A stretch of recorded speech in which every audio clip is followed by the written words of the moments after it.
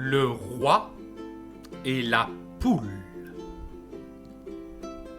Cet après-midi-là, le roi se trouve dans les jardins du château avec son amie la poule Suzy.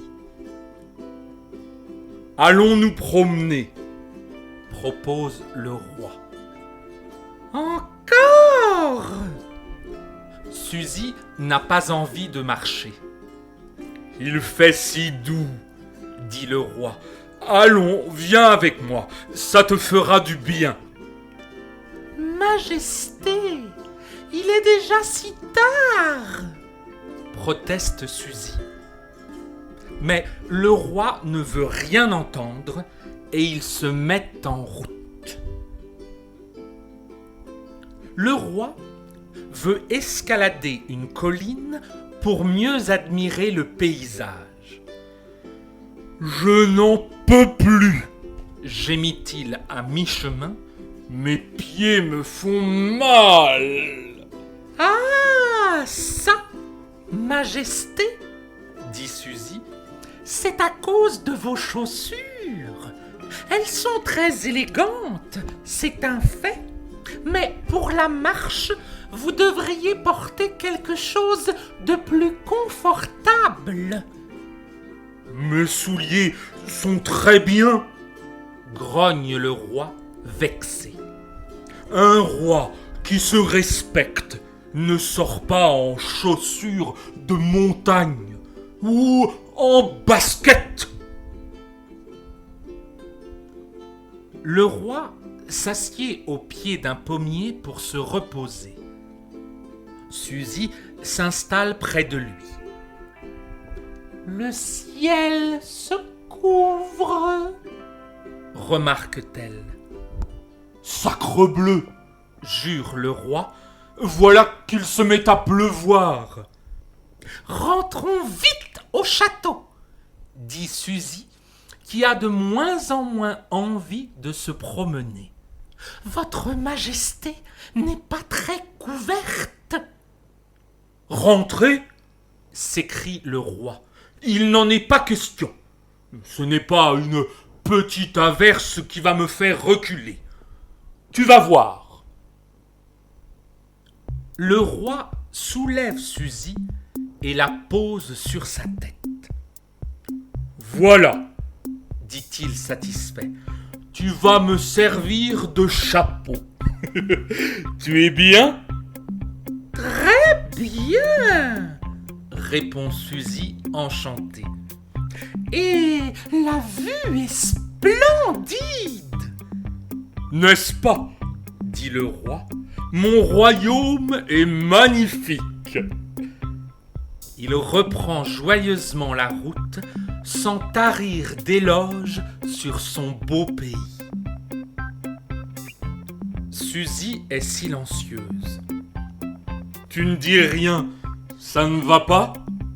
s'inquiète le roi. « Si, Majesté, » répond Suzy d'une petite voix. « Mais je crois que je vais pondre un œuf. » « Un œuf ? Maintenant ? Tu ne peux pas attendre qu'on soit rentré. » ?»« Non, » dit Suzy, « je dois pondre un œuf maintenant. Tout de suite. »« En tout cas, pas sur ma royale tête, » dit le roi. Il dépose Suzy par terre. « Tu n'as qu'à te mettre là, près de ce petit arbre. »« Cela risque de prendre un petit moment, » dit Suzy. « J'attendrai. Prends ton temps. Mais dépêche-toi, ma tête se mouille. » Et le roi patiente et patiente encore. « Alors, ça y est ?» Le roi commence à avoir froid. « Il va bientôt faire noir. »« Majesté, retournez-vous. Je ne peux pas pondre si vous me regardez tout le temps. » Bon, si cela peut t'aider. Le roi se retourne, mais il doit attendre encore. Le ciel s'obscurcit. Quand Suzy a enfin pondu son œuf, il fait nuit noire. Ça n'est pas trop tôt, soupire le roi. Il ramasse l'œuf. Rentrons vite maintenant, je suis trempé. Heureusement, j'ai ma lampe de poche. Marche devant, Suzy, je t'éclaire. Mais Suzy ne se sent pas du tout à l'aise dans la forêt obscure. Elle entend toutes sortes de bruits inquiétants. Majesté, j'ai peur. Peur? Mais de quoi, mon ami? Des animaux sauvages. Le roi rit. Ce que tu peux être bête. Tu es avec moi. Tu ne risques rien. Soudain, une bête énorme surgit à la lumière. C'est le loup. Suzy aperçoit sa grande gueule ouverte qui fond sur elle. Au secours! Terrifiée, elle fait un bond formidable et réussit de justesse à échapper aux affreuses dents pointues. Le roi sursaute lui aussi. Il manque de tomber à la renverse. Mais c'est inouï! Pour qui se prend-il, celui-là? Le roi est furieux. Tu oses attaquer Suzy, la poule du roi? Tu n'as pas honte? Majesté, Bégaye le loup très embarrassé. je ne vous avais pas reconnu. Et puis, comprenez-moi, j'ai faim, affreusement faim. Je n'ai rien mangé depuis 3 jours. Le roi se radoucit. Le loup lui fait pitié. Je vois, dit-il. 3 jours, en effet, mon pauvre ami, cela fait long. Rien que d'y penser. Mais ce n'est pas une raison pour te jeter sur Suzy. Que dirais-tu d'un petit œuf sur le plat? Propose le roi. Le loup affamé en a l'eau à la bouche. Eh bien, dit le roi, cours chez toi chercher une poêle et je t'en prépare un. Tu es d'accord, Suzy? Mais tout à fait, répond Suzy, soulagée.